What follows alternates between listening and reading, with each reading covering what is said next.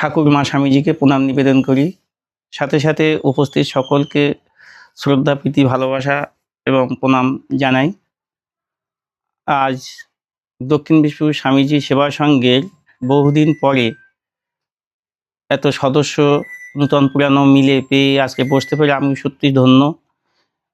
শুরু থেকেই আশ্রমে বিশালভাবে কাজকর্ম চলতো। আমি 2022 সাল থেকে এই আশ্রমের সম্পাদক পদে ছিলাম। সেইভাবে কাজকর্ম তেমন করতে পারিনি।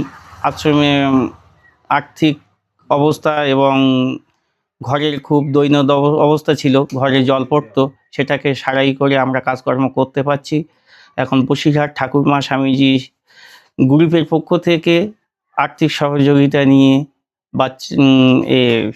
কাক পূজা, বস্ত্রদান এবং শীতবস্ত্রদান এগুলো করতে পারি এবং যারা পড়াশুনো করে তাদেরকে স্কলারশিপ দেওয়া হয় এবং বেলুড় মঠ এবং টাকি মিশনের সহযোগিতায় শীতবস্ত্র প্রদান এবং প্রাক পূজার বস্ত্র বিতরণ এটাও হয়ে থাকে।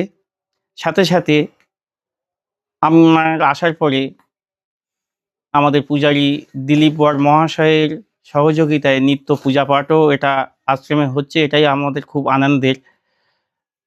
ঠাকুরের নিত্য সেবা করতে পারছি এবং আগামী দিনে যাতে আশ্রমটাকে ভালোভাবে এগিয়ে নিয়ে যেতে পারি তার জন্য সকল সদস্য এবং বিভিন্ন ভক্তদের কাছ থেকে সর্বাঙ্গীন সহযোগিতা প্রার্থনা করছি।